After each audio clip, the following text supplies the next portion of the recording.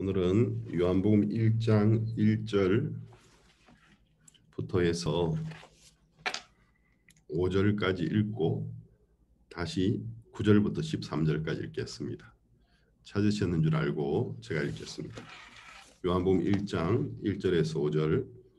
태초에 말씀이 계시니라. 이 말씀이 하나님과 함께 계셨으니 이 말씀은 곧 하나님이시니라.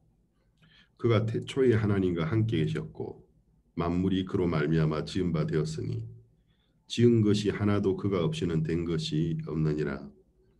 그 안에 생명이 있었으니 이 생명은 사람들의 빛이라. 빛이 어둠에 비치되 어둠이 깨닫지 못하더라. 9절부터 읽겠습니다. 참 빛 곧 세상에 와서 각 사람에게 비치는 빛이 있었나니 그가 세상에 계셨으며 세상은 그로 말미암아 지은 바 되었으되 세상이 그를 알지 못하였고 자기 땅에 오매 자기 백성이 영접지 아니하였으나 영접하는 자 곧 그 이름을 믿는 자들에게는 하나님의 자녀가 되는 권세를 주셨으니 이는 혈통으로나 육정으로나 사람의 뜻으로 나지 아니하고 오직 하나님께로서 난 자들이니라. 13절까지 읽었습니다. 제가 1997년경이라고 기억이 나는데 그때부터 신학교를 시작하게 되었습니다.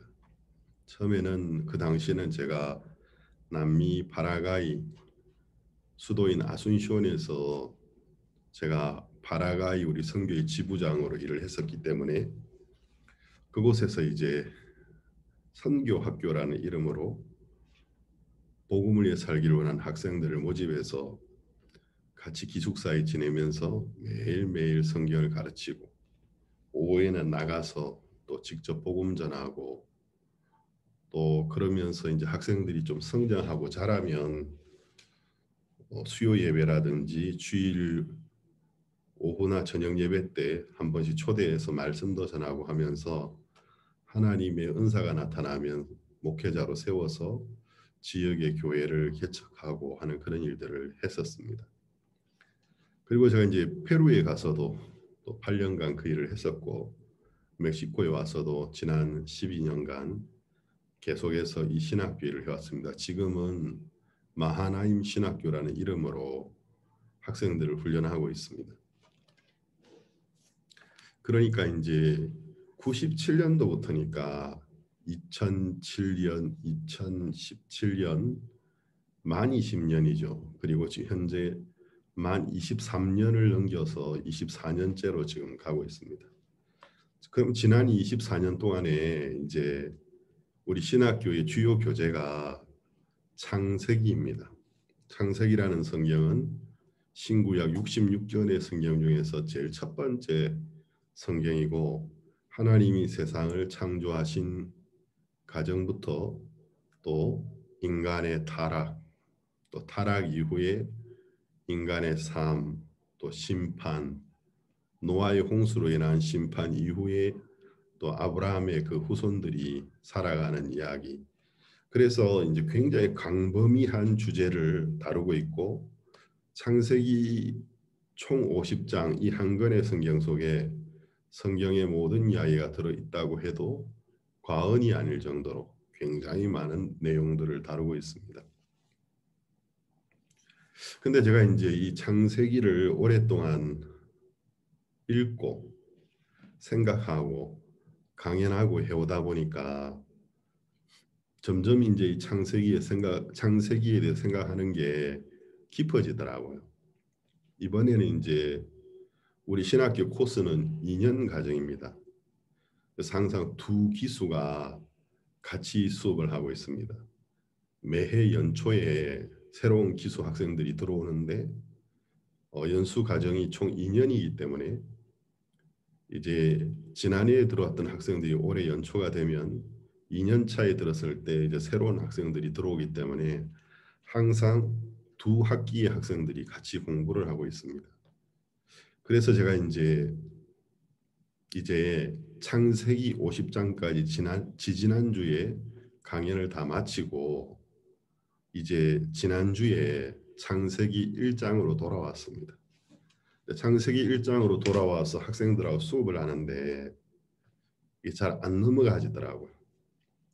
지금 현재 일주일 동안 수업을 해가지고 창세기 1장에 첫째 날, 둘째 날 천지 창조까지 도착을 했어요.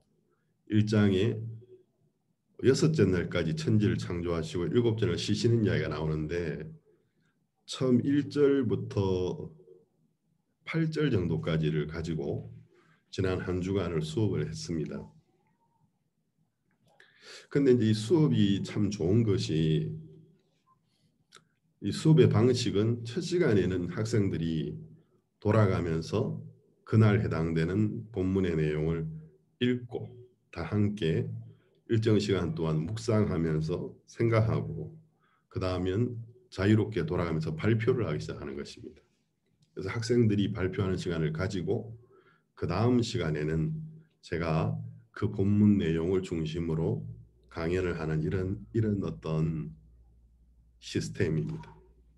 같이 그러니까 성경을 많이 생각하게 되지는데 이 성경은 하나님의 성령으로 말미암아 기록된 말씀이기 때문에 성경에서 선택되어 사용되어진 동사 하나, 명사 하나, 또 형용사 하나, 단어 하나가 어떤 다른 문학 작품들하고는 다릅니다. 다른 문학 작품들은 사람이 자기의 생각과 또 자기가 구상한 어떤 시나리오를 가지고 자기가 가지고 있는 어휘력, 문장력 이런 것으로 표현해내는 것이지만 성경은 하나님의 성령의 감동으로 적혔기 때문에 성경에 적혀있는 단어 하나 그리고 명사, 형용사 어떤 것 하나도 그냥 적혀있는 것이 없어요. 다 뜻을 가지고 있고 또 다른 성경들과 연관성을 가지고 있습니다.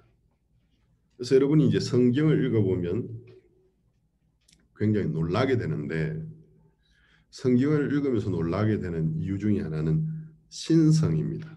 성경을 읽어나가면 읽어나갈수록 이것은 어떤 사람의 마음을 가지고는 적을 수 없는 글, 사람의 어떤 시각을 가지고는 쓸 수 없는 표현이라는 것을 여러분이 느낄 수 있게 되십니다. 그러니까 철저하게 사람 중심의 사람의 시각으로 글을 기록한 것이 아니라 하나님 중심의 하나님의 시각으로 글들을 적었기 때문에 처음에는 조금 이해하기 힘들어요. 왜냐하면 사람들이 보편적으로 이해할 수 있는 어떤 정서, 사람들이 동의할 수 있는 어떤 그런 표현들이 아니기 때문에 처음에는 이게 무슨 말이지 하고 계속 읽어나가다 보면 이 성경의 어떤 시각이 하나님이 사람을 보시는 객관적인 입장에서 사람들에 관하여 이야기하고 있다는 사실을 깨닫게 되고 또 계속 읽어나가다 보면 그 하나님이 피조물인 인간을 향하여 가지고 있는 마음들이 묻어나오기 시작합니다. 그래서 그 하나님의 거룩한 신성을 느끼게 됩니다. 또 두 번째는 성경은 살아있다라는 것입니다. 구약이 39권이고 신약이 27권인데 이사야서 36장이었던 것 같은데요. 제가 틀릴 수도 있는데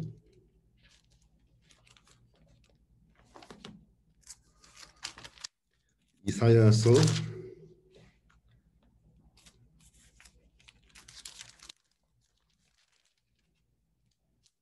34장이네요. 34장 16절에 보면 이런 말씀들이 있어요. 너희는 여호와의 책을 자세히 읽어보라. 이것들이 하나도 빠진 것이 없고 하나도 그 짝이 없는 것이 없으리니 이는 여호와의 입이 이를 명하시고 그의 신이 이것을 모으셨습니다. 하나님이 짐승들의 어떤 암수의 짝에 관한 이야기를 하시다가 갑자기 여호와의 책을 자세히 읽어봐라. 하나님의 말씀은 하나도 짝이 없는 것이 없다라는 이야기를 하고 있습니다. 우리가 이제 이 성경을 읽으면 성경을 이해하고 해석하는 올바른 방법은 내가 성경을 해석하려면 하려면 안 되고 성경은 성경이 답을 하고 성경이 질문을 하고 성경이 그에 대해서 해석을 한다라는 것입니다. 성경을 읽어나가다 보면 성경들이 서로 연결되고 있고 연관되고 있고 상호작용을 하고 있는 사실을 보면서 깜짝 놀라게 됩니다. 그러면서 이 성경 속에서 하나님이 우리에게 말씀하시는 말씀들의 뜻이 무엇인지를 우리가 비로소 이해하게 되고 이해의 폭이 커지고 하나님을 알게 되는 것입니다. 예를 들면 마태복음 7장에 보면은 21절에 나더러 주여 주여 하는 자마다 천국에 다 들어갈 것이 아니요 오직 하늘에 계신 내 아버지 뜻대로 행하는 자라야 들어가리라. 그날에 많은 사람들이 나더러 주여 주여 주의 이름으로 우리가 선지자 노릇하고 귀신을 쫓고 이적을 행하였나이다 하리니 나는 너희들에게 밝히 이르리니 내가 너희를 도무지 알지 못하노니 이 불법을 행한 자들아 내게서 떠나서 마귀와 그 사자들을 위하여 예비된 영영한 불못에 들어가라 라고 예수님이 말씀하실 거라고 하셨습니다. 그럼 예수님은 이제 마지막 날 심판의 날에 굉장히 많은 사람들이 예수님 앞에서 주여 주여 내가 땅에 있었을 때 목사였습니다. 신부였습니다. 장로, 집사 또는 뭐 교사였습니다. 내가 당신의 이름으로 선지자 노릇했다. 그러니까 목회를 했다라는 것입니다. 목회를 했고 심지어 당신의 이름으로 초자연적인 어떤 현상들도 경험했었습니다. 그렇기 때문에 나는 당신의 사람이 아닙니까? 할 건데 내가 너희들에게 밝히 이르리니 내가 너희를 도무지 알지 못하노니 이 불법을 행한 자들아 내게서 떠나가라. 나더러 주여 주여 하는 자마다 다 천국에 들어갈 것이 아니고 오직 하늘에 계신 내 아버지 뜻대로 행하는 자라에 들어가리라 라고 했습니다. 그럼 우리가 이제 그 부분을 읽을 때 이제 우리 마음속에 이 말씀이 도전을 하는 겁니다. 말씀이 우리 마음을 심각하게 만들어. 그러면 내가 혹시 예수님이 미리 예언하신 여기에 기록된 사람이 아닐까? 내가 지금 나는 구원받은 하나님의 사람이다. 하나님 자녀라고 믿고 있지만 내가 죽고 난 다음에 심판대 앞에 섰을 때 예수님이 날 보고 난 넌 몰라. 난 너를 도무지 몰라. 넌 나하고 아무 상관이 없어. 나를 부인하시는 것이 아닐까. 그런 어떤 불안한 생각이 우리 마음속에 들어올 수 있어요. 그때 이제 우리 마음이 이제 심각해지는 거죠. 나와 예수님 사이의 관계를 확실하게 하고 싶은 마음이 드는 겁니다. 확인해 보고 싶은 마음. 우리가 나이가 젊어서 이성적으로 이성에게 어떤 매력을 느끼고 이성 교제를 어느 기간에 할 수 있어요. 만날 수도 있고 같이 식사도 하고 영화도 보고 좀 사귐이 깊어질 수도 있습니다. 근데 이제 어느 시점에 가면은 그럼 내가 이 사람과 이제 이런 관계 서로 그냥 호감을 가지고 좋아하는 관계 말고 이제 서로 약속을 하고 남은 인생 전체를 함께 살아가기로 또 자녀들도 놓고 그러니까 자녀들도 놓고 양육하고 인생을 같이 하기로 이제 마음의 결정을 해야 되는 시간이 와요. 그럼 이제 좀 심각해지거든요. 깊이 생각해야 되기 때문에 그냥 좋아하는 거하고는 다른 이야기이기 때문에 그때 이제 마음에서 내가 이 사람과 함께하기로 딱 마음을 서로가 정했을 때에 결혼을 한단 말입니다. 그러면 이제 결혼이라는 것은 일단 우리는 현재 법에 의해서 움직이는 제도를 갖고 있는 나라들에 살고 있기 때문에 그 자기가 소속된 나라의 법 앞에서 결혼을 해야 돼요. 그래야지 법 앞에서 부부가 되지. 아무리 두 사람이 가족들 앞에서 결혼식을 치렀다 할지라도 법 앞에서 결혼을 안 하면 법은 그냥 동거인으로 생각하지 서로 어떤 의무를 가지고 있는 부부로 생각하지 않는다라는 거죠. 그래서 이제 법 앞에서 깨끗하게 이제 서로가 혼인 관계인 것을 증명하는 혼인 신고를 하는 겁니다. 이제 법 앞에 이 두 사람은 이제는 연인 사이가 아니고 부부예요. 부부가 됐기 때문에 사랑하는 것도 이 도덕적인 부분도 있지만 법적인 의무와 책임도 자동적으로 부여가 되는 것입니다. 그리고 이제 양가 가족들 앞에서 이제 우리가 부부가 되어서 새로운 인생을 살아가려 합니다. 간증을 하기 위해서, 교회 용어로는 간증을 하기 위해서. 일반 이제 신앙이 없는 분들의 표현으로는 이제 그들 앞에 서약을 하기 위해서 날짜를 잡고 양가 가족들, 첫 번째 양가의 부모님과 또 친형제 자매들, 가까운 친인척들, 지인들을 모시고 결혼식을 거행한다는 거죠. 그래서 이제 그 결혼식을 통해서 양가 부모가 다 동의하고 또 형제 자매들이 축하해 주는 속에 형제 자매 지인들이 축하해 주는 속에서 결혼을 하는 거예요. 그래서 이제 우리는 법 앞에 또 도덕적으로 가족들 앞에서 우리 두 사람은 부부가 되었습니다라는 것을 공포하는 것입니다. 굉장히 중요한 거죠. 그러면 이제 우리가 예수님과 우리 사이에, 하나님과 우리 사이에 하나님은 나의 아버지시고 나는 그의 자녀이다.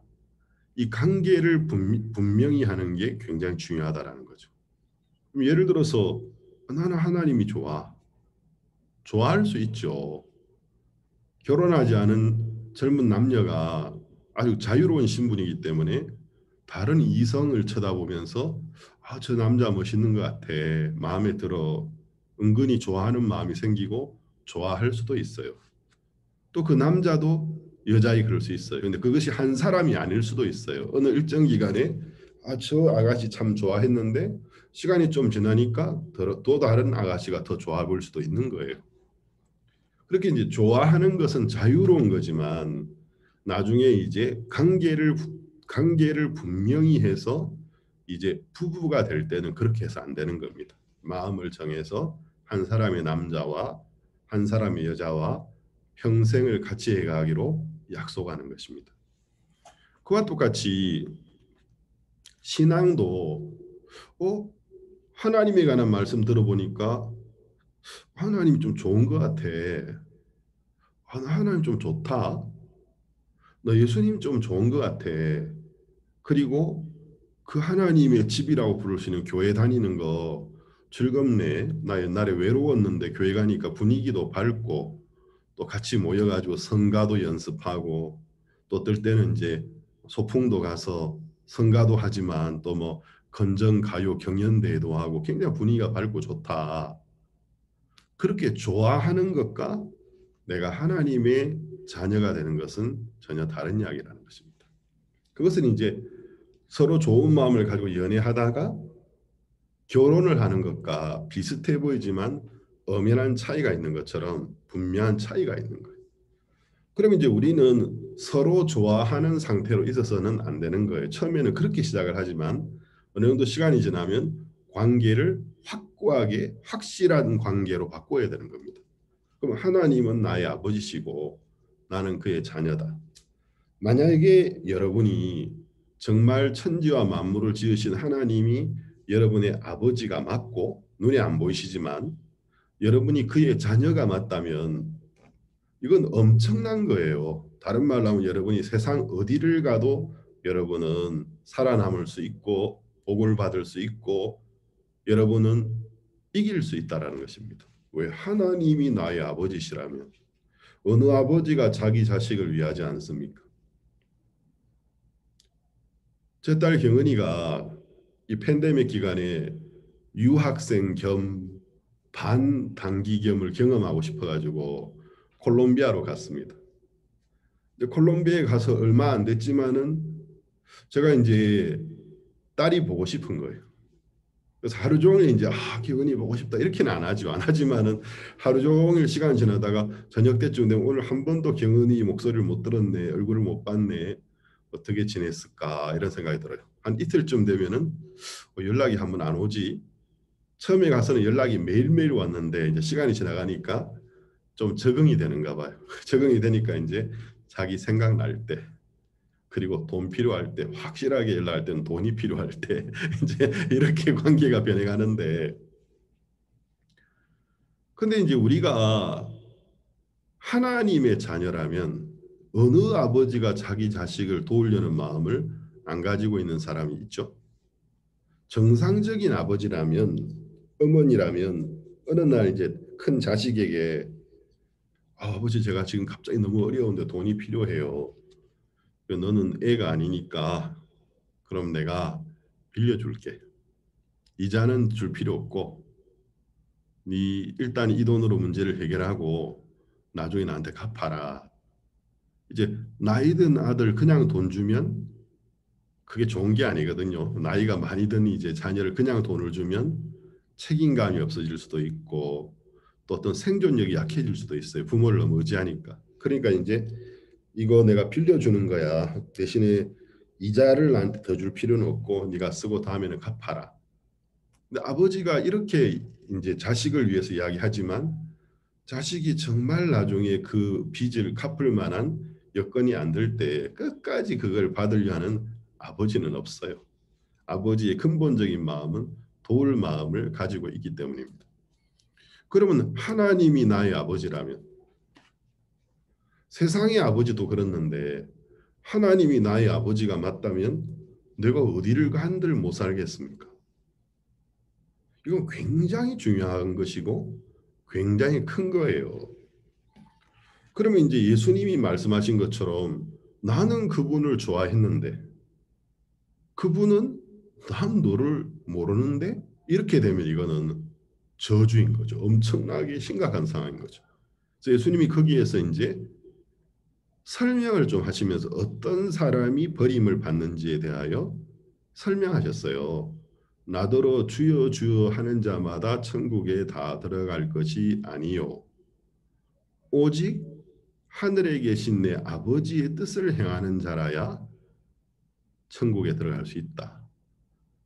다른 말로 하면 하나님이 그의 아버지가 아닌데도 그 사람 편에서는 하나님 자기 아버지라고 오해할 수 있고 혼자 하나님을 좋아할 수 있고 하나님 볼 때 넌 내 자녀가 아닌데 자기는 자녀라고 생각할 수 있고 또 하나님의 이름으로 뭘 열심히 할 때 누군지 모르겠지만 하나님은 아닌데 그 사람의 기도도 들어주고 초자연적인 현상도 일어나고 해서 야 내가 하나님 자녀 맞구나 이런 어떤 착각, 오해를 믿도록 만드는 어떤 영의 역사도 있다고 예수님이 이야기하셨어요. 그러면 이제 거기에서 보면 단서는 뭐냐면 하늘에 계신 내 아버지의 뜻대로 행하면서 주님이라고 불러야 한다라는 거죠. 그래야지 그 사람이 예수님이 아는 사람이고 예수님이 인정해 줄 수 있는 사람이라는 거죠. 하나님의 자녀로. 그러면 이제 우리 마음속에 그럼 하나님 하늘에 계신 하나님 뜻은 뭐지? 질문이 생기는 겁니다. 그럼 이제 일반적인 사람들은 자기 혼자 이제 그 답을 찾으려고 애를 써요. 하늘에 계신 하나님의 뜻? 그분의 말씀대로 열심히 사는 거 아닌가? 보통 이렇게 쉽게 이야기합니다. 그러면 이제 그 사람이 그렇게 이야기할 때 우리가 질문할 수 있어요. 뭐 하늘에 계시는 하나님 뜻대로 사는 게 하나님 뜻은 맞지. 근데 무엇이 하늘에 계신 하나님 뜻인데 그 뜻대로 산다라는 게 뭔데? 이제 조금 더 구체적으로 들어가면 이제 눈을 깜빡깜빡거리고 대답을 잘 못해요. 하늘에 계신 하나님의 뜻? 성경에 기록되어 있는 대로 사는 거 아닌가요? 그럼 다시 두 번째 질문. 그러면 당신은 정말 성경에 기록되어 있는 대로 다 할 수 있습니까? 잘 못할 것 같은데요. 그러면 당신은 지옥 가는 거죠. 죽어서 멸망하는 거죠. 이럴 때 우리가 내 생각을 믿지 말고 성경을 읽는 올바른 자세는 성경에서 무엇에 관한 질문을 하면 반드시 성경 안에서 그 부분에 대해 구체적으로 다시 언급하면서 이것은 이런 뜻이다. 답을 해주고 있다는 거죠. 이렇게 성경을 읽는 것이 올바로 성경을 읽고 올바로 성경을 대하고 있는 것입니다. 자, 그럼 우리가 요한복음 6장 39절과 40절을 한번 보겠습니다.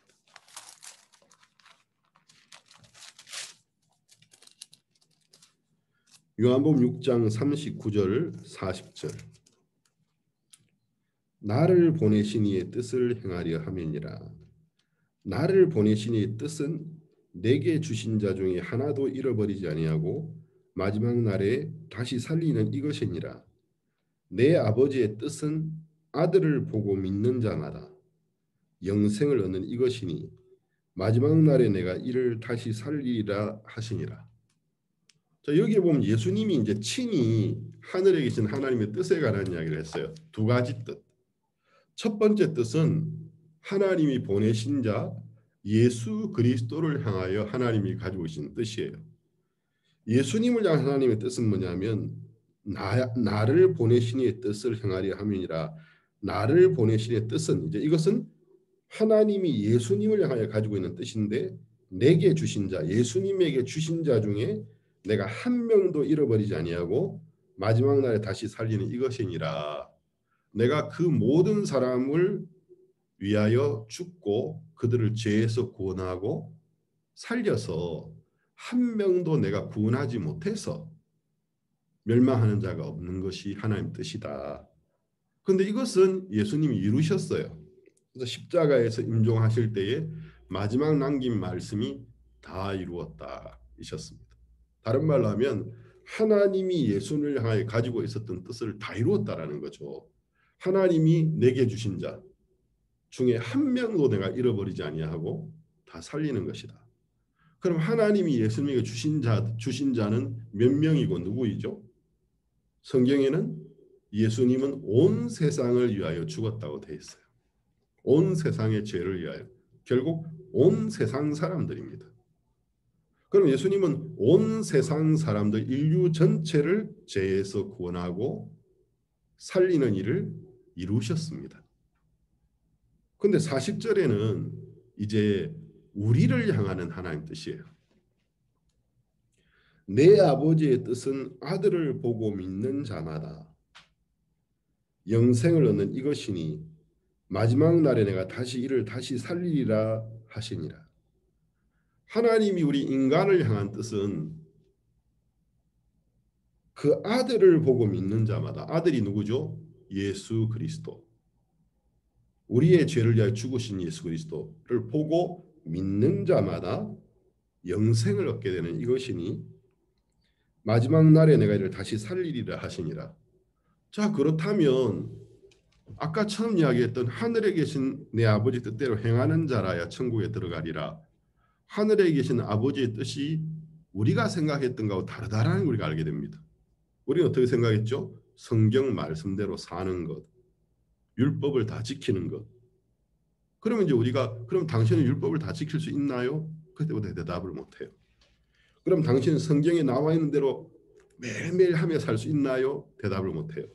근데 성경은 하늘에 계신 하나님의 뜻은 우리가 뭘 하는 게 아니고 우리가 우리 힘으로 우리 온전해 줄 수 없기 때문에 우리를 위하여 이 세상에 오신 구세주 예수 그리스도를 보고 믿는 것, 그걸 믿음으로 말미암아 영생을 얻는 것이라는 거죠.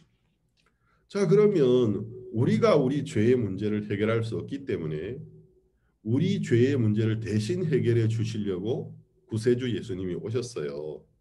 그럼 내가 그 아들을 보고 믿었다면 뭘 믿어야 하는 겁니까? 그분이 나를 죄에서 건져 주신 것을 믿어야 하는 거예요. 그분이 나의 모든 죄를 씻어 주신 것을 믿어야 하는 것입니다. 왜? 그분이 그 우리 죄를 이미 죽으셨고 부활하셨고 승천하셨기 때문에 그를 믿는다라는 건 그가 나의 모든 죄를 씻어 주신 것, 나를 죄에서 건져 주신 것, 깨끗하게 용서해 주신 것, 의롭게 해 주신 것을 믿는 것이 올바로 믿는 것이고 그 믿음을 가졌으면 영생을 약속으로 받는 겁니다.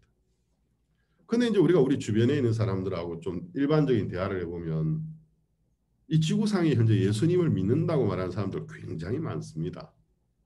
그리고 예수님을 나름대로 예수님을 좋아하고 예수님에 대해 이야기하는 사람들의 숫자는 믿는다고 말하는 사람보다도 훨씬 더 많습니다. 그러면 그 사람들이 다 성경적으로 구원받은 하나님의 자녀라면 이 길은 좁은 길이 아니고 천국으로 가는 문은 좁은 문이 아니에요. 예수님이 멸망으로 가는 길은 넓고 편하기 때문에 많은 사람들이 그 길로 가고 있다고 했습니다. 근데 너희는 좁은 길로 좁은 길을 걷고 좁은 문으로 들어가기를 힘써라. 좁은 문이라는 게 뭐죠? 문자 그대로 해석하면 문이 너무 적어서 내가 통과하려 그러면 정상적인 상태로 여유 있게 못 들어가요. 그러니까 몸을 막 틀어가지고 각도를 만들어서 막 어깨가 끼고 막 배가 끼고 하기 때문에 몸을 틀어서 들어가는 좁은 문이고, 또 다른 의미로는 들어가는 사람의 수가 너무 적기 때문에 좁은 문이에요. 근데 이제 만약에 지금 현재 지구상에서 예수님을 좋아하고 예수님의 이름을 이야기하고 믿는다고 말하는 사람이 다 성경적인 하나님 자녀가 맞다면 이 길은 좁은 길도 아니고 좁은 문도 아니에요. 그냥 퍼센트로 말하면 1, 2%가 아니고 몇십 퍼센트거든요. 전 인류에. 그러면 이게 절대로 좁은 문, 좁은 길이 아니죠. 근데 이제 우리가 이제 그 예수님을 믿는다고 대답하는 사람들과 이야기를 해보면 아주 복잡한 어떤 심오한 이야기도 말고 기초적인 대화를 하는 겁니다. 예수님을 믿으세요? 예수님을 아시나요? 알죠. 안 믿는 사람도 4대 성인 중에 한 명이잖아요. 4대 성인 중에 한 명이고 4대 종교의 창시자 중에 한 명 아닙니까? 기독교계에. 이 세상 사람들의 죄를 위하여 이 세상에 와서 그 어린 양들을 구원하게 십자가에 죽었다고 하지 않습니까? 이 정도는 아는 사람이 거의 대부분이. 그리고 이제 믿는다고 말하는 사람들은 그분이 나를 구원해 주시기 위하여 십자가에 죽었다는 사실 정도는 알고 있고 믿는다고 생각하고 있어요. 이제 거기에서 이제 질문을 좀 다시 하는 거죠. 그러면 정말 그분이 당신의 죄를 위해 죽은 것을 믿습니까? 당신의 죄를 씻어주기 위해서 예, 믿습니다. 이 질문은 감리교의 창시자인 존 웨슬리가 미국으로 가는 배를 타고 미국 선교를 가다가 폭풍을 만나가지고 배가 침몰할 뻔하고 죽을 뻔했을 때에 너무 두려운 마음이 그 마음에 들어왔는데 그 다음 날 그 배에서 그 폭풍 속에 찬송 부르면서 불안에 떨던 사람들 인도하는 몇몇 그 배 선원들이 있었는데 그 지도자 중에 한 명이 스판겐글리라는 지도자가 찾아와서 물었어요. 배 선원인데 존 웨슬리 씨, 당신은 예수님을 아십니까? 존 웨슬리는 영국 옥스포드 대학을 나온 신학자였어요. 최고의 명문대를 나온 영국에서는 명성이 있는 목회자였는데 그 사람이 나름대로 인도자이고 성경을 아는 사람이지만 사람을 잘못 봐도 한참 잘못 빠진 내가 누군데 나한테 이런 기초적인 질문을 하나. 요한 웨슬리 씨, 당신은 예수님을 아십니까? 예, 알죠. 자존심이 좀 상하는 거예요. 내가 누구인지 모르나? 이 배에 타고 있는 사람은 내가 누구라는 웬만하면 다 알고 있는데 나는 존 웨슬리 목사인데 옥스포드 대학을 나오고 영국의 유명 경건 클럽을 만든 목사인데 다시 묻기를 그러면 예수님이 왜 이 세상에 오셨습니까? 그거야 우리를 세상에서 죄에서 우리를 죄에서 구원해 주시기 위하여 오셨죠.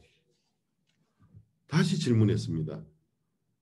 존 웨슬리 씨, 세상을 그 죄에서 구원하신 예수님이 존 웨슬리 당신을 당신의 죄에서 구원하셨습니까? 하고 물었습니다. 존 웨슬리가 첫 번째 질문에 대하여 답을 명쾌하게 할 수 있었고 두 번째 질문에 대하여서도 그거야 그분이 우리를 죄에서 건져주게 오셨지요. 답을 정확하게 했어요. 좀 기분 나빠하면서 이런 기초적인 질문을 나한테 하나. 세 번째 질문은 존 웨슬리 씨 세상을 죄에서 구원하신 그분이 존 웨슬리 씨 당신을 당신의 죄에서 구원하셨습니까? 대답할 수가 없었습니다. 예를 들어서 그냥 다른 삼자에게 질문하듯이 물었다면 존 웨슬리는 그분은 세상 사람들의 죄를 위해 죽으셨기 때문에 죄를 씻는 게 맞아요. 이렇게 대답할 수 있었을 것입니다. 근데 그 질문이 이제 존 웨슬리에게 정조준을 해서 쉽게 말하면 당신은 아무개 씨의 아내가 맞습니까? 이런 질문이란 말입니다. 막연히 좋아하는 게 아니고 당신이 그러면 아무개 씨의 아내가 맞습니까? 아내라면 정말 혼인을 한 정확한 법적으로 또 가족 앞에 도덕적인 아내라면 거침없이 예 맞습니다. 제가 그의 아내입니다. 하고 이야기할 수 있을 거예요. 그러면 존 웨슬리 씨 세상을 죄에서 구원하신 그 예수님이 존 웨슬리 당신의 죄에서 건지셨습니까? 당신이 그의 아내입니까? 이런 질문인데 말문이 탁 막혀버린 거예요. 한 번도 이렇게 생각해 본 적이 없는 거예요. 존 웨슬리 마음속에 정말 나는 나의 모든 죄에서 건져졌는가? 나는 정말 나의 모든 죄를 사함받았는가? 대답할 수가 없었어요. 그때 이제 그 스판긴 글리라는 그분이 주소를 하나 주면서 우리는 영국에 있는 항구에 알더스게이트가라는 그 곳에 우리 모임 장소가 있습니다. 만약에 앞으로 당신이 우리를 찾아올 필요성이 있을 때가 있으면 이리로 찾아오시면 우리를 만날 수 있습니다. 존 웨슬리는 그 경험 이후에 굉장히 이제 잊을 수 없는 경험이에요. 왜냐하면 폭풍 속에서 폭풍이 오기 전까지는 자기는 믿음 있는 목사하고 하나님 자녀라고 생각했는데 배가 침몰할 정도의 폭풍이 왔을 때 두려움에 잡혔습니다. 그리고 그 다음 날 그 스판겐글리 씨가 물은 질문 앞에 대답하지 못했던 자기 자신. 결국 존 웨슬리는 미국에 가서 선교를 실패했어요. 그래서 몸에 병까지 이제 걸려가지고 동생과 함께 영국으로 초라한 모양으로 돌아왔습니다. 근데 이 사람이 이제 영국에 돌아와서 그게 생각이 났던 거예요. 그 사람들이 어디서 모인다고 했지? 하고 동생하고 거기 찾아가서 갔을 때 이제 그날이 저녁에 그 부두의 항구에 초라한 어떤 예배당에 집회를 하고 있는 날이었는데 그 교회 목사님이 마침 마르틴 루터의 로마서 강의 서문 인트로덕션이죠. 그래서 마르틴 루터의 로마서 강의 서문 루터가 어떻게 구원받게 되었고 루터가 어떻게 예수님이 우리 죄를 씻어진 것을 이해했고 믿게 된 부분을 읽고 있었는데 전체 앞에서 읽으면서 이야기하고 있었는데 그때 존 웨슬리가 자기 평생에 한 번도 경험하지 못했던 이상한 경험을 하게 된 거예요. 그 강연을 듣고 있는 사이에 갑자기 자기 마음이 막 어떤 이야기를 들을 때 마음이 뜨거워지기 시작했습니다. 한 번도 그렇게 생각 못 해봤는데 그러면 정말 저 예수님이 나의 모든 죄를 위하여 피를 흘리신 거구나. 정말 나의 죄를 씻으신 거구나. 저걸 믿는 것을 하나님은 의라고 하시는 거구나. 그 마음이 막 뜨거워지면서 십자가에 못 박히신 예수님이 나의 죄를 위해 죽으신 것이 맞다. 나의 모든 죄를 씻어 주셨구라는 확신을 가지면서 구원을 받고 회심을 하게 되었습니다. 그 이후에 존 웨슬리는 정말 영국의 유명한 복음 전도자가 되어졌고 나중에는 감리교라는 교회를 세우는 창시자가 되어졌습니다. 그럼 성경을 읽는 올바른 방법은 이런 거예요. 내가 해석을 해야 되는 게 아니고 성경이 성경에서 말하는 질문에 대한 답을 정확하게 하고요. 짝이 없는 것이 없어요. 자, 근데 이제 우리가 좀 생각해 봐야 될 것이 있는데 하나님과 동행한다라는 게 무슨 말이죠? 어떻게 하면 하나님과 동행을 하는 거예요? 자, 그러면은 성경이 하나님에 대해서 뭐라고 이야기하고 있는지 한번 보겠습니다. 요한복음 1장을 보겠습니다. 하나님을 믿는다라는 것은 어떻게 믿는 것을 말하고 그 하나님과 동행하는 삶을 산다라는 것은 어떻게 하는 것을 말하는지 교회를 열심히 나가면 하나님과 동행하는 것인지 한번 보겠습니다. 요한복음 1장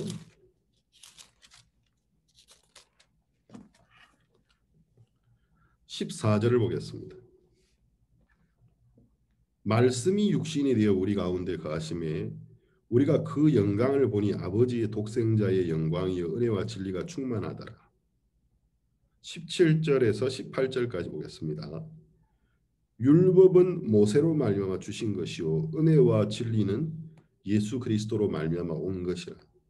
본래 하나님을 본 사람이 없으되 아버지 품속에는 독생하신 하나님이 나타나셨느니라.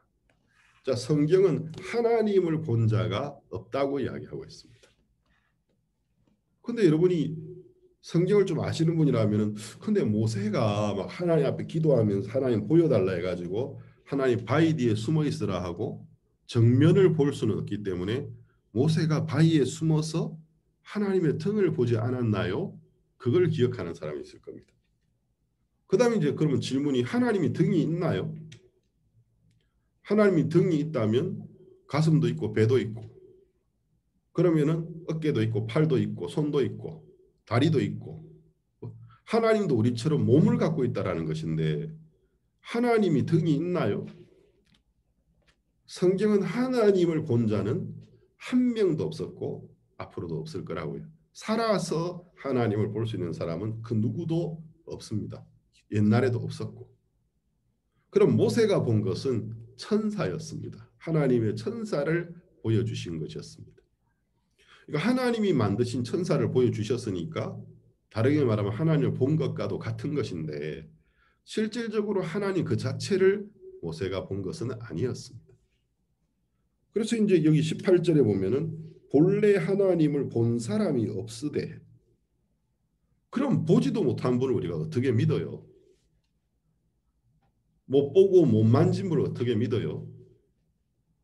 제 아내가 저하고 이제 저희가 이제 나이가 들어서 제가 사별을 했기 때문에 재혼을 했지 않습니까? 그럼 우리 기쁜 소식 선교회에 구원받은 지 오래된 이제 형제 자매들은 웬만하면 절을 다 하세요. 저는 이제 오래된 사람에 속하기 때문에 오래된 선교사이기 때문에.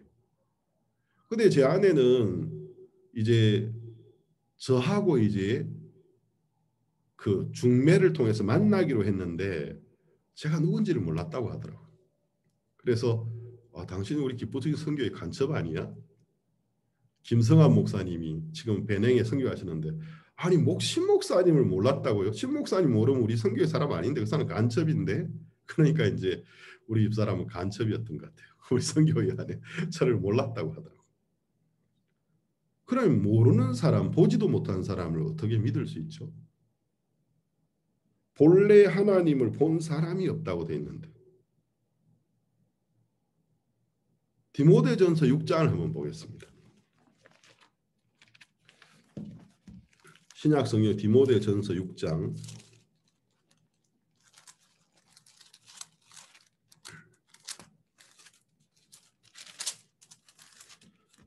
디모데전서 6장 15절 그리고 16절 두 구절을 읽겠습니다.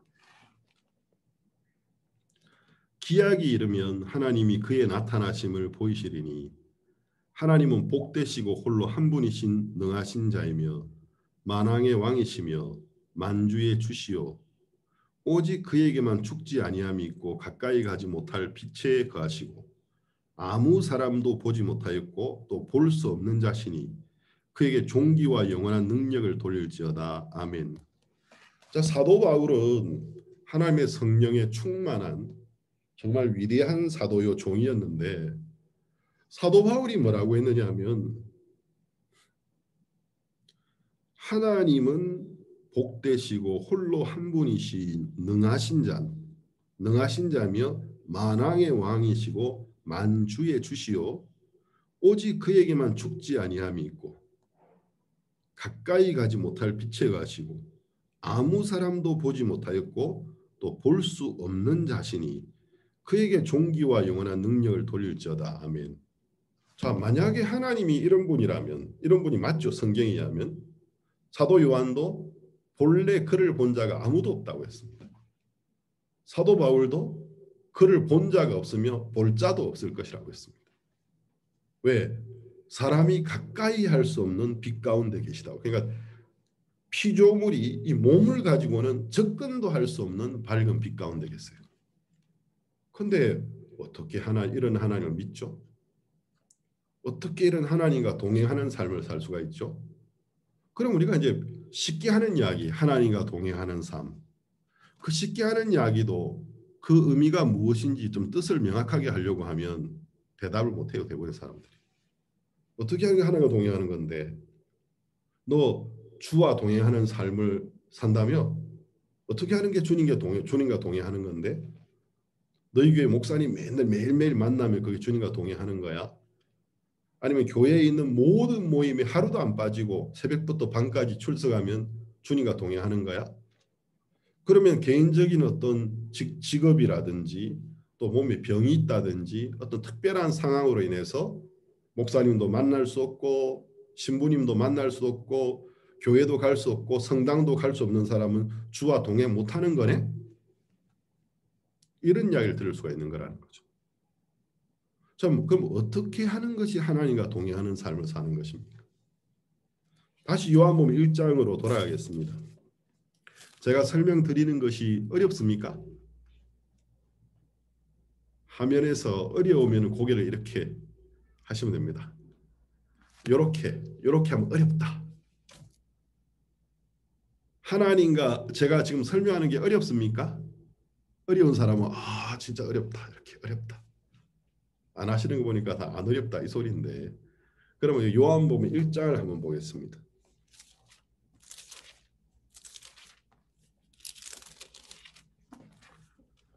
1절 태초에 말씀이 계시니라. 이 말씀이 하나님과 함께 계셨으니 이 말씀은 곧 하나님이시니라. 그가 말씀입니다. 말씀이 태초에 하나님과 함께 계셨고 만물이 그로 말씀으로 말미암아 지은 바 되었으니 지은 것이 하나도 그가 없이는 말씀이 없이는 된 것이 없느니라. 그 안에 말씀 안에 생명이 있었으니 이 생명은 사람들의 빛이라. 빛이 어둠에 비치되 어둠이 깨닫지 못하더라. 여기 보면은 태초에 이 세상이 시작하는 처음에 말씀이 계셨습니다.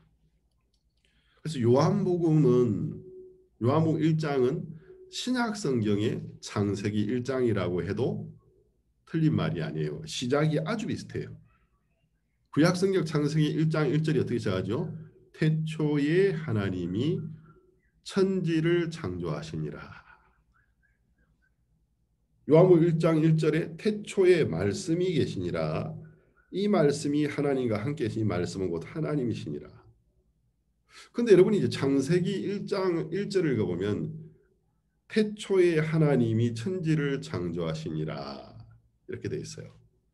2절에는 땅이 혼돈하고 공허하며 흑암은 깊음 위에 있고 하나님의 신은 수면 위에 운행하시더라. 그러니까 이런 구절이 이제 제가 저절로 다 암기가 돼 있는 겁니다. 그럼 1절에서는 태초에 하늘들과 땅을 만드신 하나님이 나왔어요. 창조주시죠.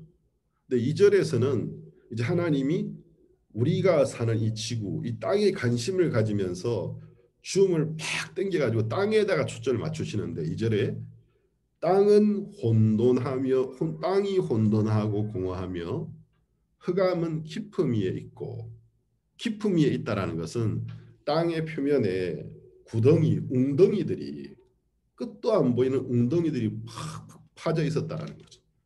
그 깊음, 그 웅덩이 위에 흑암이 있었다라는 것입니다. 하나님의 신은 수면 위에 운행하시니라. 자, 여기에서 2절에서 뭐가 나오죠? 하나님의 신이 나옵니다. 하나님의 신이 뭐죠? 하나님의 신이요? 하나님이 어느 제품 신발을 신으셔서 나이키였나? 아디다스였나? 그 신을 말하는 게 아니고 하나님의 신은 수면에 운행하시니라. 성령입니다. 자, 1절에서 하나님이 나왔어요. 천지를 지으신 하나님. 2절에서는 땅 위에 우리가 살고 있는 지구인 땅 위에 내려오셔서 수면 위를 운행하고 계신 하나님의 신이 나오고 있어요. 근데 그 하나님의 신이 굉장히 좀 이렇게 외롭고 안타깝게 느껴져요. 여러분, 땅이 혼돈하고 공허하며 흑암은 깊음 위에 있고, 근데 그 땅이 물 위로 되어 있는 게 아니고 땅 위에 너무나 많은 물의 양이 땅을 덮고 있어서 깊은 물 속에 숨겨져 있어요.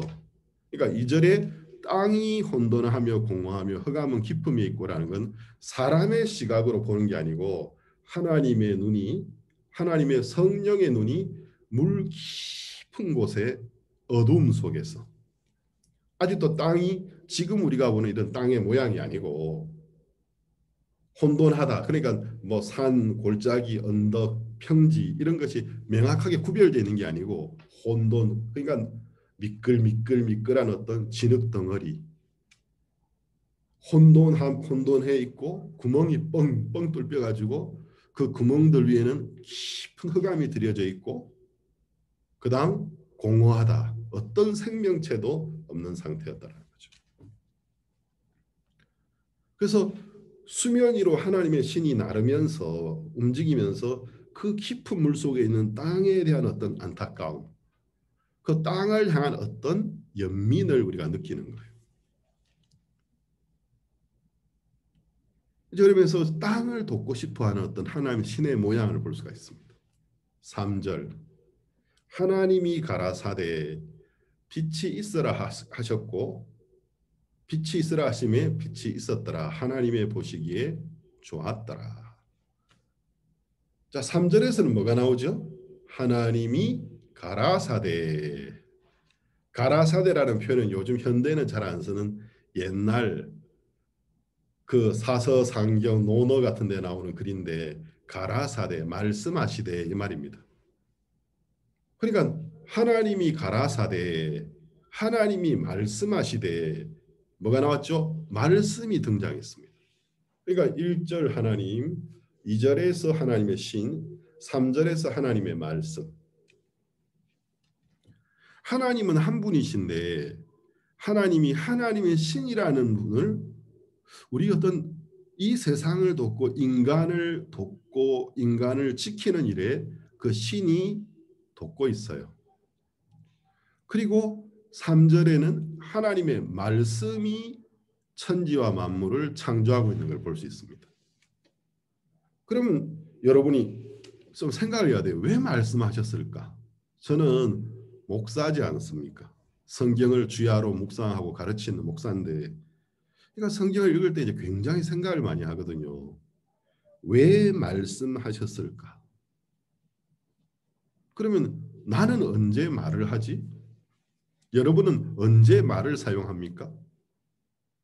여러분이 혹시 여러분 사무실에서 많은 업무가 막 밀려 있어가지고 바쁘게 혼자 일할 때 말을 하시나요? 혼자서 일하면서 말하는 사람은 약간 제정신이 아니죠. 약간이 아니고 많이 이상한 거죠. 노래는 부를 수 있어요. 그냥 노래는 그냥 일하면서 너무 지루하고 막 졸리니까 자기가 좋아하는 노래를 막 이렇게 부르면서 할 수는 있어요. 근데 일하면서 계속 말하는 사람이 있어요. 혼자서 하는 공간에서는 말을 하지 않습니다.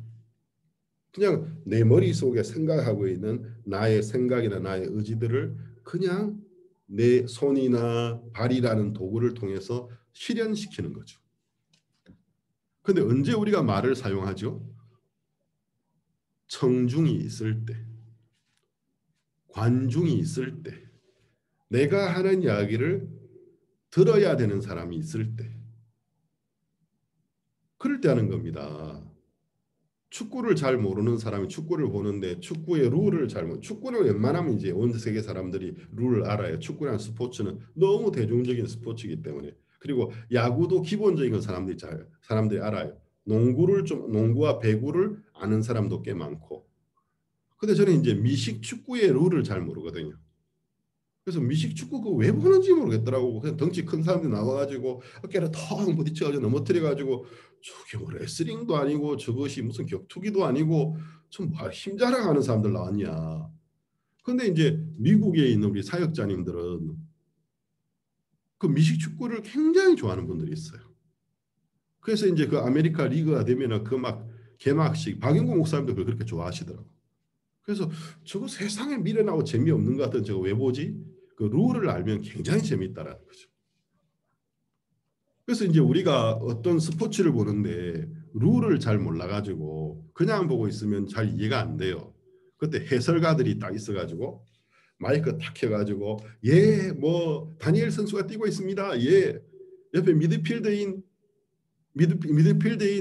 뭐 저기 마테오가 오고 있네요. 예, 아 그때 저기 무슨 뭐 또 저기 이름이 잘 생각 안 나는데 아 저기서 또 뭐 호세가 아 또 가로막고 있습니다. 예, 패스합니다. 이렇게 하면서 해설을 해줄 때 축구를 잘 모르는 사람들도 아 이게 지금 어떻게 돌아가고 있는지 이해가 된단 말입니다. 근데 갑자기 심판이 호랑이를 후루룩 불면서 파울 하는데 제가 보니까 왜 파울했는지를 모르겠는 거예요. 뭐 잘못된 파울이지. 저 상황에서 저렇게 한 파울이 맞다. 그럼 왜 해설을 하나요? 듣는 사람들이 있으니까 그 듣고 보는 사람들이 축구 경기를 이해할 수 있게 하기 위해서 말을 하는 거라는 거죠. 하나님은 왜 태초에 말을 하셨죠? 하나님 그분 위에 누가 있다고? 하나님의 신, 또 하나님의 신이요 하나님의 말씀은 그 세 분은 일을 하는 역할이 달라서 그렇지 본래는 하나인데 본체가 하나인데 말 안 해도 서로가 서로를 금방 이해할 수 있는 분들이에요. 근데 하나님 왜 말을 하셨죠? 왜 하나님은 후일에 인간을 창조하고 그리고 그 인간의 후손들이 언젠가는 하나님을 발견하고 하나님을 알 수 있게 하기 위해서 말씀하신 것입니다. 말씀은 보이지 않는 하나님, 우리가 볼 수 없는 그러나 존재하고 계신 전능하시고 또 우리를 사랑하는 눈에 안 보이지만 존재하고 있는 창조주 하나님을 알게 해주는 역할을 하고 있는 것입니다. 그래서 이제 그분이 하셨던 모든 말씀들이 세월이 흘러서 기록되어졌습니다. 그리고 이 말씀을 잘 알고 있는 사람 통해 전파되었습니다. 그래서 이제 이 말이라는 도구를 통해서 눈에 안 보이지만 실제로 존재하고 계신 그 전능하신 하나님을 우리가 이해하고 하나님이 어떤 분인지 그분을 알고 하나님을 찾아나갈 수 있도록 하기 위해서 말씀하셨다는 것입니다. 그렇기 때문에 하나님의 신도 사람을 위해요. 그래서 예수님은 그 성신, 이 성령님이 여러 이름이 있어요. 성령님 여러 이름이 있는데 예수님은 보혜사라고 이야기했습니다. 스페인어에는 곤솔라돌이라고 했습니다. 그럼 곤솔라돌이라는 것은 위로자라는 것인데 위로를 하려고 그러면 위로할 대상이 있어야 되잖아요. 그러면 성령은 누구를 위로하느냐 하면 사람이 하나님의 말씀을 들을 수 있도록 하나님의 말씀을 듣는 것을 방해하고 있는 요소들을 제거하고 하나님의 신이 수면 위에 운행하시면서 그 많은 물 속에 잠겨있는 땅을 보면서 물을 걷어내실 생각을 하시고 안타까운 마음으로 땅을 보셨던 것처럼 성령이 하시는 일은 사람의 마음이 하나님과 연결되고 그분을 믿게 되는 것을 방해하고 있는 요소들을 제거하는 일. 사람의 마음이 하나님의 마음과 만날 수 있도록 도와주는 일. 구원받기 전에는 밖에서 그렇게 우리를 도우면서 내가 내 생각을 버리고 복음을 듣고 믿을 수 있도록 해주는 일을 도와주세요. 구원받고 나서 그리스도인이 되고 난 다음에는 성령이 끊임없이 내 마음을 감화하시면서 꼼벤세를 한다고 되어 있어요. 내 마음을 감화하시면서 하나님의 뜻을 향하여 하나님의 말씀을 기억나게 하시고 우리가 하나님의 뜻을 향하여 걸어가도록 그래서 성령님은 곤솔라돌 위로자라고 부르는 겁니다. 그럼 이 말씀도 사람에게 사람을 도우려는 목적을 갖고 있어요. 왜? 이 하나님이 천지를 창조하셨던 이 놀라운 사건을 말씀이라는 분이 구체적으로 서술해 주고 있는 거예요. 그래서 후일에 이 성경을 읽게 되는 사람, 후일에 이 말씀의 기록을 듣게 되는 사람이 아, 하나님은 그런 분이시구나. 하나님은 이렇게 하셨구나. 하나님을 알게 하기 위한 목적이었다는 거죠.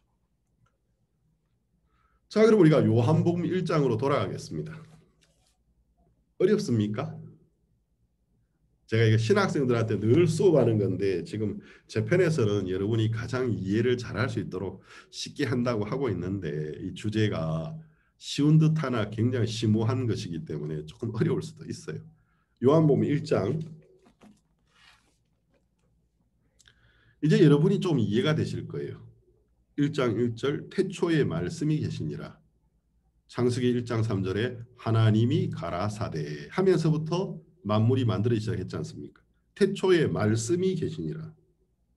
이 말씀이 하나님과 함께 계셨으니 그러니까 어디서 툭 떨어진 게 아니고 하나님에게서 나온 말씀이기 때문에 함께 계셨기 때문에 곧 이 말씀은 곧 하나님이시니라.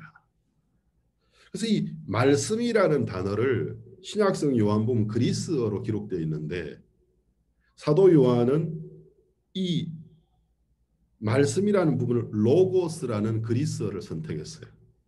로고스라는 것은 그리스 철학에서는 이성, 생각, 학증 이런 뜻을 갖고 있어요. 그런데 이제 성경에서는 하나님의 말씀은 인격체이고 하나님 그분이시며 단순한 도구가 아니고 인격체고 하나님 그분이시며 천지와 만물을 창조하셨고 나중에 이 말씀이 육체를 입고 이 세상에 오셔서 우리 죄를 위해 죽어주시는데 말씀이 육신을 입고 오시게 되는데 그분을 예수 그리스도라고 하는 것입니다. 그래서 이 말씀은 곧 예수님을 말하는 거예요. 예수님은 말씀이 사람의 몸을 입고 온 모습이 예수님이기 때문에. 자, 그러면 이 말씀은 우리 말하고 달라요. 우리 말은 그냥 도구예요. 내 마음을 전달하는 도구예요. 소멸됩니다. 그런데 하나님의 말씀은 하나님의 마음을 전달하는 그 어떤 메신저 역할도 하지만 하나님의 말씀을 이루는 능력을 가지고 있어요. 이 말씀은 하나님의 마음을 포함하고 있고 그 하나님의 그 메시지를 실행시키는 파워를 가지고 있습니다. 2절 그가 태초에 하나님과 계셨고 말씀이죠. 3절 만물이 그로 말미암아 지은 바 이제 이해가 될 겁니다. 왜냐하면 가라사대 하시면서 모든 걸 만드셨거든요. 그러니까 말씀이 모든 걸 만들었기 때문에 만물이 그로 말미암아 지은 바 되었으니 지은 것이 하나도 그가 없이는 된 것이 없느니라. 창세기 1장에 여러분이 읽어보면 말씀 없이 지어진 게 하나도 없어요. 하나님 모든 걸 말씀으로 지으셨어요. 그 안에 생명이 있었으니 이 생명은 사람들의 빛이라. 이게 무슨 말이죠? 그러니까 이 말씀 안에 생명이 있었는데 이 생명은 사람들의 빛이라는 거죠. 빛이라는 단어는 언제 쓰죠? 빛을 보았다. 빛이라는 것은 태양의 빛이 비치지 않아서 어두운 공간에 어떤 태양의 빛, 달의 빛, 별의 빛 또는 사람이 지핀 어떤 불을 비추어서 빛을 비추어서 태양의 빛이 들어가지 않아서 어두워져 있는 그 그림자를 밝혀주는 빛도 되지만 또 언제 우리가 빛이라는 빛은 숨겨져 있는 것을 드러나게 하는 게 빛인데 깨달음을 말하기도 하고 지각을 말하기도 하는 것이라는 거죠. 그러니까 말씀 안에는 생명이 있었는데 이 말씀을 이렇게 자세히 듣고 있으면 이 생명은 사람들의 빛이라는 것입니다. 어둠 속에 있던 사람의 마음속에 하나님이라는 분을 소개시켜주고 하나님이라는 아무도 가까이 하지 못할 빛 가운데 계시고 아무도 볼 수 없는 그분 우리에게는 암흑 속에 존재하는 미스테리한 분이었는데 그 말씀이 우리에게 눈에 보이지 않던 하나님을 보이게 해주고 알게 해주셨다라는 거죠. 그래서 우리는 말씀을 통해서 하나님은 천지를 이렇게 지으셨구나. 하나님은 이런 분이구나. 하나님은 사람을 절대로 무시하지 않으시고 사랑하시는구나. 말씀 안에 생명이 있었으니 이 생명은 사람들의 빛이니라. 그러니까 말씀 자체가 사람을 위하는 성격을 갖고 있는 거예요. 사람을 돕는 성격을 가지고 있는 거예요. 엄청난 능력을 가지고 있지만 사람을 위하고 있는 것입니다. 빛이 어둠에 비치되 어둠이 깨닫지 못하더라. 자, 그 깊은 물 속에 그 깊은 구덩이, 땅에 나는 구덩이 구멍들 위에 깊은 흑암이 있었는데 빛이 쫙 비치니까 빛이 많이 물러갔는데 그 깊은 구덩이 속에 있는 어두움은 그 빛이 안 비치니까 존재했단 말입니다. 그러니까 그 빛이 비치지 않는 영역에 숨어 있는 어둠이 있었다라는 거죠. 그 빛이 그랬던 것처럼 그거 갖고 똑같이 9절 참빛고 세상에 와서 각 사람에게 비치는 빛이 있었나니 이제 그 빛이 깊은 물 속에 잠겨서 아직 땅 같지도 않는 땅의 어떤 모양도 제대로 못 갖추고 있었던 추하고 혼돈하고 아무런 생명도 없고 구멍이 뻥뻥뻥 뚫려서 깊은 어둠이 그 깊음 위에 깃들여져 있던 그 땅처럼 하나님의 이 빛이 세상에 왔다는 참빛이 왔다는 건 태양의 빛이 아니라는 것입니다. 대낮에 보는 저 태양빛이 아닌 참빛이 이 세상에 왔는데 각 사람에게 비치기 시작했어요. 각 사람에게. 그가 세상에 계셨으며 세상은 그로 말미암아 지은 바 되었으니 저건 말씀이지 않습니까? 이 빛은 말씀이에요. 세상이 그를 알지 못하였고 자기 땅에 오매 자기 백성이 영접지 아니하였으나 자 말씀이 인간을 죄에서 건져내고 자유롭게 하고 의롭고 거룩하게 해주기 위하여 하나님의 아들이 세상에 오실 것이라는 구원자가 올 거라는 사실을 예언해 주었습니다. 말씀이 그걸 예언했습니다. 그리고 그 말씀이 스스로 사람의 몸을 입고 이제 사람들이 볼 수 있고 사람들이 만질 수 있는 육체를 입고 오셨습니다. 근데 이분은 어느 날 갑자기 꼭 서유기에 나오는 중국 소설 서유기에 나오는 화가산의 손오공처럼 갑자기 천둥 번개가 치면서 뚝 하고 생겨난 것이 아니고 이런 분이 오실 것이라고 창세 때부터 하나님 말씀하셨다고 해요. 인간을 구원해 주기 위해서 모든 죄를 씻어주고 완벽하게 해주기 위해서 12절 영접 11절 자기 땅이 오매 자기 백성이 영접지 아니하였으나 자 깊은 웅덩이 속에 있었던 흑암이 빛이 있으라 하시며 빛이 있으며 하나님 보시 좋았더라. 그래서 물려나갔는데 그 깊은 구덩이 속에 숨어있던 어두움은 구덩이 속에 숨어서 안 밀려나갔던 것처럼 그 참빛이 세상에 왔는데 사람들 중에 굉장히 많은 사람들의 마음이 꼭 초기의 그 지구의 모습처럼 깊은 구멍이 있는 거예요. 그 마음에 어두움과 자기의 생각이라는 깊은 구멍들이 있어서 그분이 오셨는데 깨닫지 못하는 거예요. 그분인지를 못 알아보는 거죠. 12절 영접하는 자 곧 그 이름을 믿는 자들에게는 하나님의 자녀가 되는 권세를 주셨으니 이는 혈통으로나 육정으로나 사람의 뜻으로 나지 아니하고 오직 하나님께로서 난 자들이라. 이게 바로 거듭남이란 말입니다. 한번 어머니의 모태로부터 아담의 자식으로 태어나서 죄인이 되는 것 말고 말씀을 받아들임으로 말미암아 하나님의 생명력이 있는 하나님의 말씀을 믿음으로 받아서 저분이 오시리라고 말했던 구세주시구나. 저분이 어둠에 비치던 그 빛이고 그 빛이 비침에 어둠이 이기지 못했던 것처럼 저분이 내 마음을 비춰주고 내 마음을 장악하고 있는 이 어두운 세력을 쫓아내고 나의 모든 죄를 씻고 내가 하나님 앞에 서기에 아무 문제가 없도록 나를 깨끗하게 만들고 거룩하게 만들고 의롭게 만들고 하나님의 자녀로 만들어질 빛이구나. 그분이 오셨구나.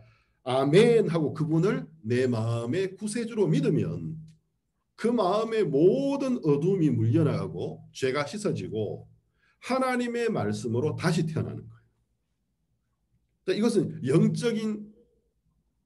영적인 거듭남이기 때문에 뭐 육체적으로 이 몸이 뭐 죽어서 다시 태어난다라는 게 아니고 우리 영혼이 죄에서 벗어나서 깨끗하게 하나님의 자녀로 다시 나는 것입니다. 믿으면 구원은 이루는 게 아니에요. 교회를 수십 년 다녀도 아직 나는 구원받지 못했다고 말하는 사람들은, 아직 죄인이라고 말하는 사람은 자기가 자기를 구원하려고 해서 그래요. 자기가 자기 죄를 씻으려고 해서 그래요. 그러면 절대로 구원이 안 되고 절대로 죄가 안 씻어집니다. 구원은 내가 이루는 게 아니고 이미 구원해 준 사실을 그 말씀을 믿음으로 받아들일 때 내 것이 되는 거예요. 나의 죄를 내가 씻는 게 아니고 내가 죄를 안 지려고 애쓰는 게 아니고 나의 모든 죄를 씻어주신 예수님의 피의 능력을 믿을 때 죄가 씻어지는 거예요. 사람들이 잘못된 포커스를 가지고 있기 때문에 구원에 도달할 수가 없고 자기의 죄가 씻어진 사실을 믿을 수가 없어요. 왜? 자기가 죄와 싸우는 주체가 되어 있고 자기가 자기를 구원하려는 주체가 되기 때문에. 성경은 너희들은 주체가 아니야. 왜? 그 어둠의 세력은 너희가 상대할 수 있는 힘이 아니야. 너희들의 힘으로는 상대가 안 돼. 예수님이 우리의 모든 죄를 씻어주셨고 예수님이 우리를 구원해 주셨어요. 근데 이것이 어떻게 내 것이 되느냐 하면 영접할 때. 믿을 때 내 것이 되는 거예요. 이걸 믿을 때 다시 태어난다는 거죠. 14절 말씀이 육신이 되어 우리 가운데 거하심에 우리가 그의 영광을 보니 아버지의 독생자의 영광이요 은혜와 진리가 충만하더라. 자, 말씀이 육신이 되어서 우리 가운데 거하셨습니다. 예수님은 곧 말씀이셨고 예수님의 생애는 말씀을 이루는 삶이었습니다. 그렇기 때문에 예수님은 이 세상에 계실 때 어떤 말도 자의로 지어내서 한 말이 없어요. 예수님이 하신 모든 말이 이렇게 말씀하심은 선지자 아무개로 말미암아 말씀하신 이 말씀이 이루어지게 하려 함이니라. 항상 이렇게 돼 있어요. 목마르다 하신 것도 아프다고 하신 것도 예수님이 하신 말 한마디 한마디 모두가 이미 하나님의 말씀이 구세주가 오면 이런 말을 할 거라고 예언해 놓았었습니다. 그 말씀대로 실행하심으로 말미암아 당신이 말씀이라는 사실, 당신이 그 말씀이 말한 구세주라는 사실을 증거해 주기 위해서 그렇게 하셨던 것입니다. 18절 본래 하나님을 본 사람이 없으되 아버지의 품속에 있는 독생하신 하나님이 나타나셨느니라. 하나님을 본 사람이 아무도 없지만 아버지의 품에서 함께 있었던 그 말씀이 이제 독생한 하나님의 아들의 모양으로 이 땅에 오셨어요. 아들의 모양으로. 그래서 우리는 그분을 통해서 하나님이 우리를 얼마나 사랑하시는지, 얼마나 우리를 위하시는지 하나님을 그 아들을 통해서 알게 되는 것입니다. 그래서 예수님이 나로 말미암지 않고는 아버지께로 갈 자가 없고 그 말의 뜻이 이 뜻인 겁니다. 하나님 그분은 아무도 보지 못했고 볼 수도 없어요. 어떤 사람도 접근할 수 없는 찬란한 빛 가운데 계신 전능하시고 영적인 분이에요. 근데 사람이 거기 접근을 할 수 없어요. 그래서 하나님의 아들이 사람의 몸을 입고 이 땅에 오셔서 그것도 그냥 오신 게 아니고 말씀이 이와 같은 일이 일어날 거라고 사전에 미리 예언하셨고 그 말씀이 육체를 입고 우리 가운데 오셨던 분이 예수님이기 때문에 우리는 예수님을 통해서 곧 말씀이신 예수님을 통해서 하나님을 알게 되고 이게 하나님의 계획이었고 하나님의 아들이시며 하나님 나를 구원하셨다라는 사실을 정확하게 알고 믿게 되는 것입니다. 이게 빛을 비추어 주셨다는 거죠. 이렇게 안 해주셨다면 우리가 하나님을 알 수 있는 방법이 어디 있겠습니까? 추측만 하고 있는 거죠. 추측만, 상상만 하고 있는 거죠. 자, 그럼 우리가 한 군데를 더 보겠습니다. 요한 1서. 자, 요한복음을 쓴 요한이 또 요한 서신서 1, 2, 3서를 썼는데 요한 1서 1장 1절을 보겠습니다.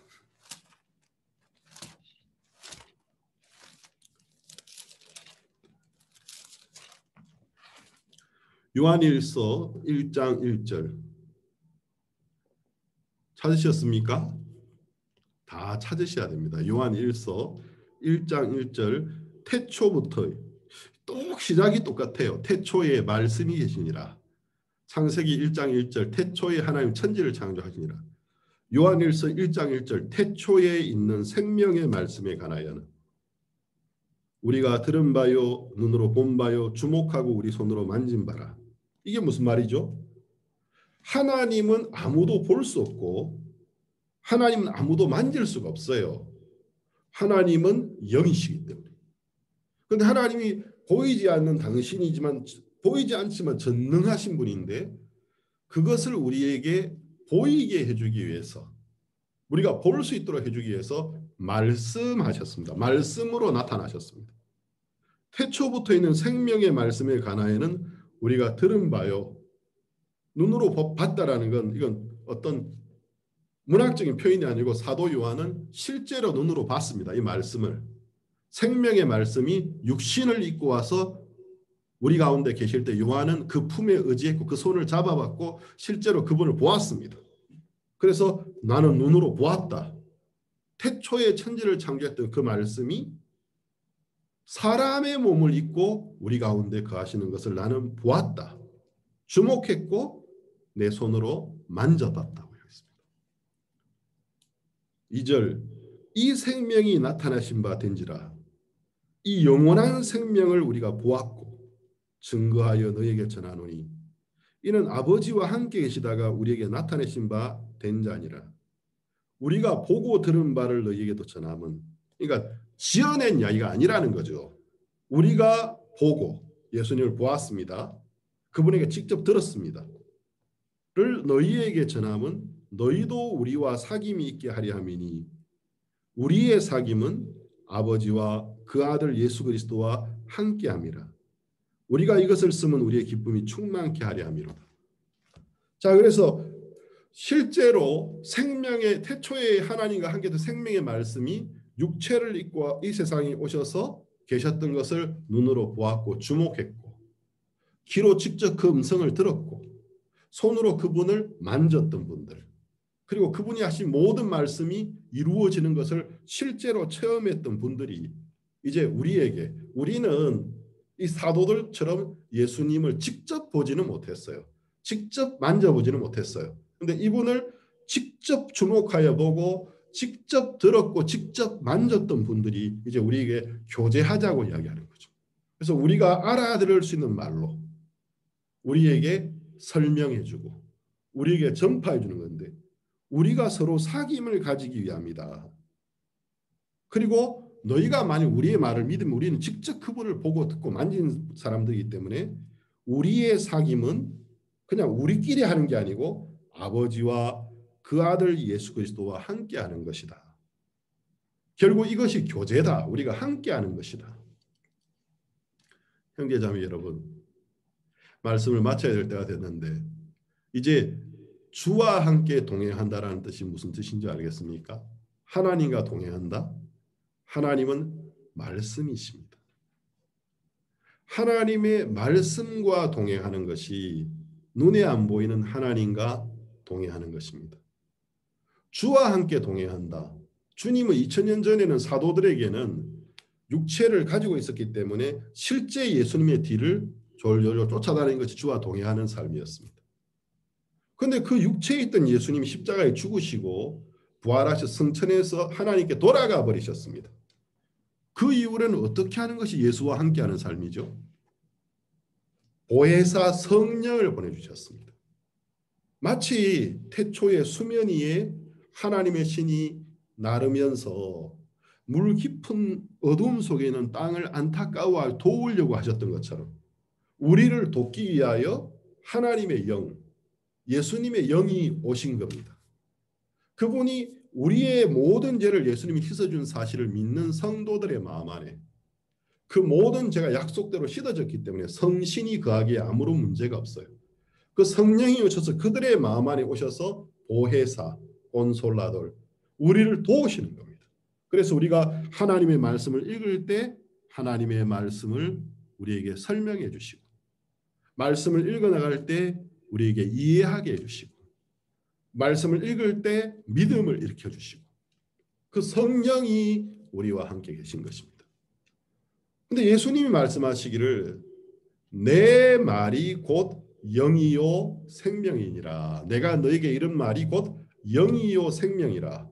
결국 성령은 예수님이 우리에게 말씀하신, 예수님이 우리를 위해 이루어진 사실을 믿을 때, 말씀을 받아들이고 믿을 때 우리 마음에 들어온 영이라는 거죠. 그럼 예수님 우리에게 많은 말씀을 하셨지만 그 중에서 가장 메인이 되는 말씀이 뭐냐면 우리의 죄를 씻어주셨다는 말씀이었습니다. 내가 너희들의 죄를 위하여 죽는다는 말씀이었습니다. 죄 사함이었습니다. 우리의 모든 죄를 씻어주신 것. 그 말씀을 우리가 믿음으로 받아들였을 때에 약속대로 내 말이 곧 영이요 생명이니라. 주의 영이 우리 마음 안에 들어오신 것입니다.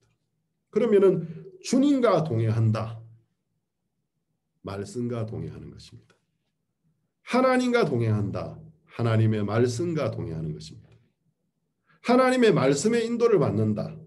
하나님의 인도를 받는다라는 건 하나님의 말씀에 의해서 인도를 받는 것이고, 주의 인도를 받는다. 하나님의 말씀을 기초로 해서 주의 영이 내 마음을 이끌어가는 곳에 이끌림을 받는 게 성령의 인도를 받는 것입니다. 그렇기 때문에 주와 함께 길을 걸어간다. 주와 함께 동행한다. 하나님과 길을 걸어간다. 하나님과 동행한다라는 것은 결국 하나님의 말씀과 우리가 동행하는 것입니다. 그래서 어떤 면에서는 우리가 이 말씀을 우리 마음에 받아들일 때, 이 말씀을 통해서 어떤 면에서는 우리가 그를 보는 것이고 그를 만지는 것이고 그와 함께 걷는 것입니다. 아멘.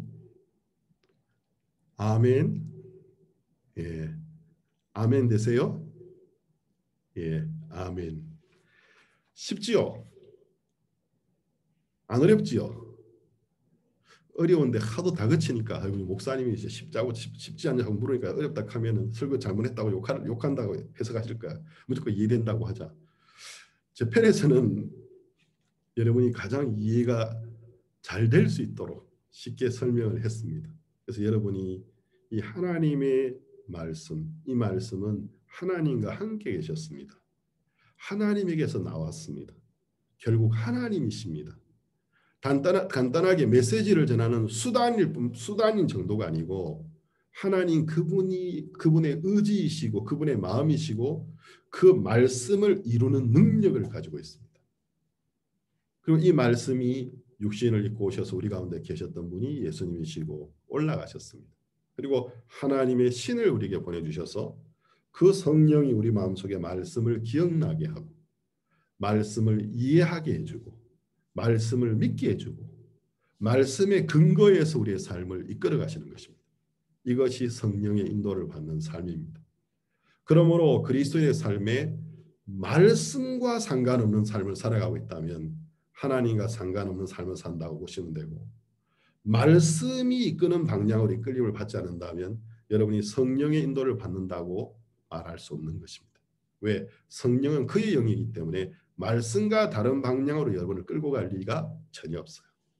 여러분의 마음을 말씀의 방향으로 끌어갈 것이기 때문에 여러분 모두가 이제 나는 예수님과 결혼했다 하고 확실하게 이야기할 수 있겠습니까? 나는 그냥 예수님을 좋아해. 나는 아무나 좋아하거든.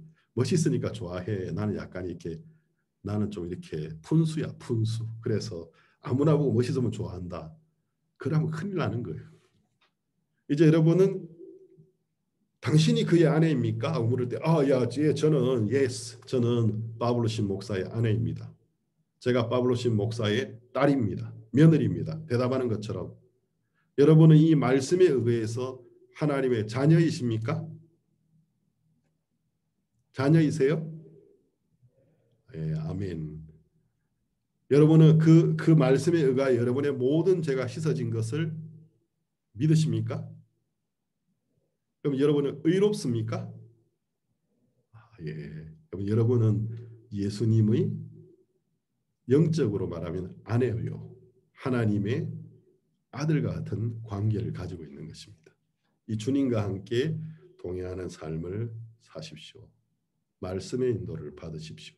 기도 한번 드리고 마치겠습니다.